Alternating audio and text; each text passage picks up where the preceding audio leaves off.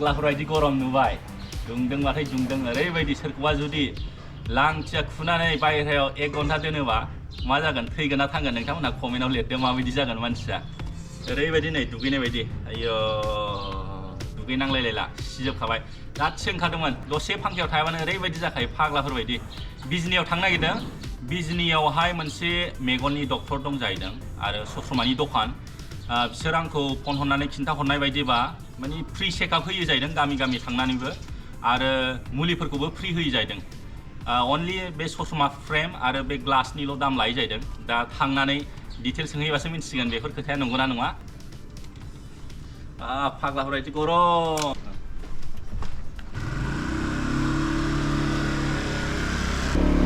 दै लोमजोबनायमोन बे लामाया गैला रानजोब्बाय दासो निक'दिम थांफागोन आंजों नों सालायनांगोनलै निक'दिमखौ लांफानो नागिरबाय आं हारसिङै बिराद बरिं जायोना निक'दिमखौ सालायनोसै आं गाखोनोसै आरो ब्लगिं खालामलांबाय थानोसै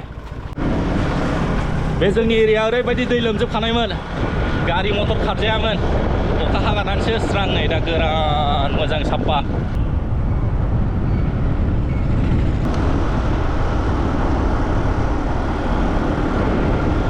दसे ब्रेक लाथ'नोसै काजलगावआव दैबो बिराद गांबाय ओरैबायदि गरम ना दिनैथ' सानडे काजलगावनि बाजारबो पुरा गारि खि गारि बा माउन्टेन डिउ दैया बारा गुसु गैयामोन ना ओंखायनो बेखौनो लोंसै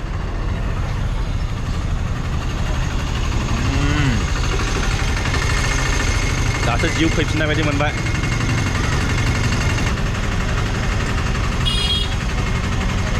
गोथाव दा बिराद ट्राफिक जाखायोलै आजिखालि नै दाहलिगाव सापागुरि बाहायबो फ्लाइअभार खालामगासिनो दंना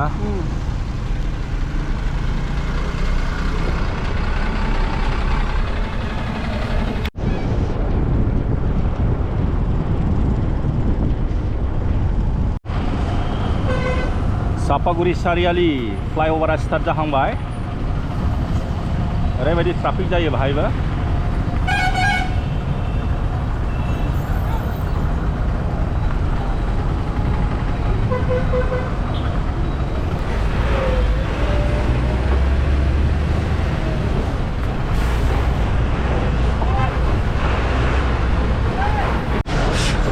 ओरैबायदि हाद्रि बा दुखुजोबखायो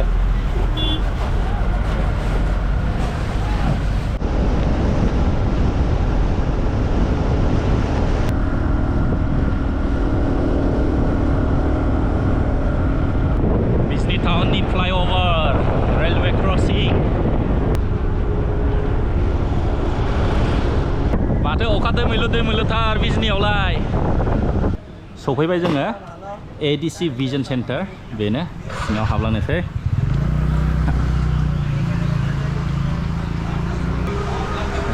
हेलो ब्रादार थैंक यू से थैंक यू नमस्ते मेरा नाम है मृदुल कोच और मैं मेघालय से हूँ और यहाँ पे मैं बिजनी में as a doctor ADC vision centre में काम कर रहा हूँ तो यहाँ पे आप आई चेकअप करना चाहते हैं यहाँ पे आई चेकअप कर सकता है क्योंकि हमारे पास सर्विसेज जो होता है यहाँ पे आई चेकअप का वो फुल क्लिनिकल एग्जामिनेशन ऑफ द आई होता है मतलब यहाँ पे पूरा आपको कंप्यूटराइज आई चेकअप मिलेगा with latest technology ADC vision centre एक फाउंडेशन है जो 5 साल पहले शुरू हुआ था तो हमारा मोटिव यही है कि हम लोग बेस्ट सर्विसेज दे पाए BTR का रीजन में that is Boroni territory region का अंदर में हम लोग कितना सर्विसेज अच्छा सर्विसेज आपका बारे में दे पाए वही हमारा एक विजन है एक्चुअली यहाँ पे जो हमारा अंडर में आई चेकअप जो होता है वो पूरा लेटेस्ट टेक्नोलॉजी से होता है बोले तो पूरा डिजिटली वाइज आई चेकअप होता है यहाँ पे स्लीलैम होता है यहाँ पे ऑटो रिफ्रेक्टोमीटर होता है और फिर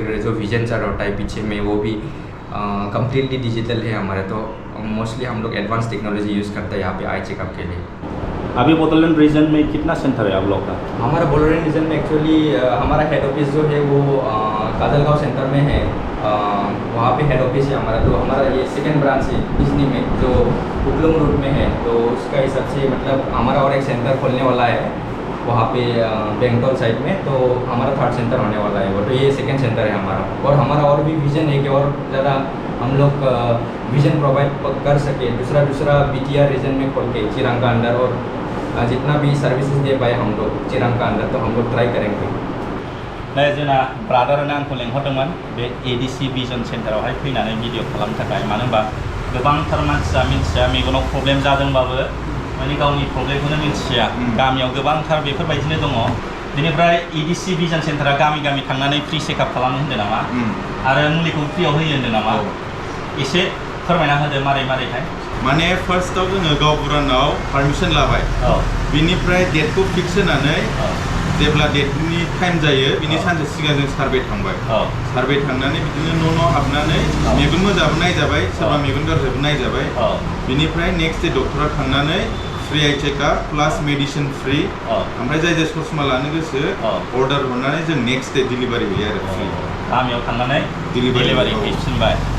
बेनिफ्राय बे फ्रि चेकआपआ खेबसेल' ना लाइफ टाइम नों आगेन एन्ड आगेन मोनबाय थागोन? बे लाइफ टाइमनि थाखाय।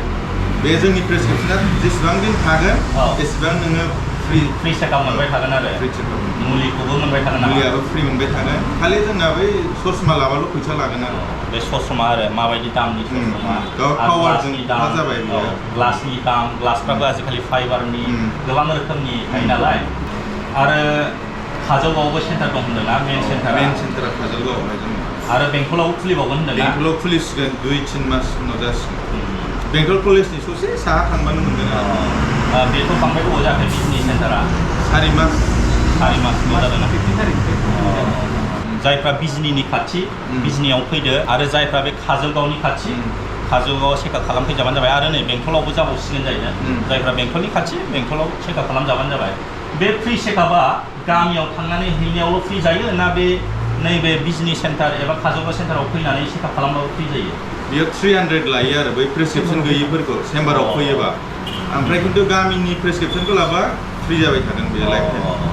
माने जायफ्रा बे बिजनि एबा काजलगाव एबा बेंटल माने सेन्टार ना मेन सेन्टाराव खालामफैजागोन पार्सनेलि, बाहाय चेकआपनि थाखाय 300 लागोन आरो। बेबो वान टाइमल'। बेनि थाखाय उनाव लाइफ टाइम फ्रि जागोन आरो। खिन्थु प्रेसक्रिप्सनखौ गोमाबाथाय गैलालाय आरो। बै प्रेसक्रिप्सन थायोबा प्रेसक्रिप्सना थागोन, माने लाइफ टाइम फ्रि मोनगोन आरो।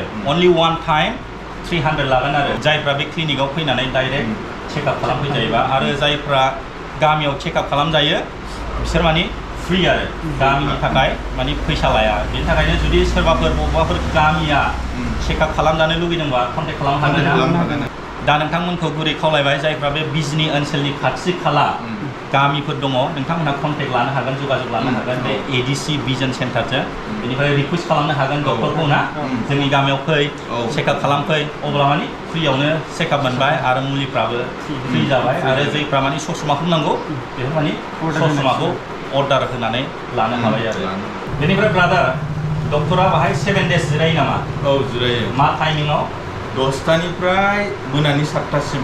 नोंथांमोना खोनाबाय, सोरबाफोर जुदि सेन्टाराव फैनानै गाव गावनि मेगनखौ चेकआप खालामफैनोबा माने 7 days मानडे टु सानडे जिरायो। आरो टाइमिंआ जाहैबाय फुंनि 10 बाजिनिफ्राय बेलासिनि 7 बाजिसिम। नोंथांमोना खोनाबायना बे टाइमिंखौ? माने 7 PM नि उनाव फैनाङा एबा 10 बाजिनि सिगाङाव फैनाङा। डक्टरा 10 बाजिनिफ्राय बेलासिनि 7 बाजिसिमावसो फैयो। अब्ला नोंथांमोना गासिबो A to Z मिन्थिखाबाय। फ्रि चेकआप होयो बिसोर गामि लेभेलाव थांनानै। आरो बे ADC भिजन सेन्टारा मोनसे ट्रास्टि, नोंथांमोनहा कल खालामनानै रिकुवेस्ट खालामहरनो हागोन जाहाथे गामियाव थांनानै केम्प खालामहैनो हानाय बायदि। अब्ला thank you brother, thank you.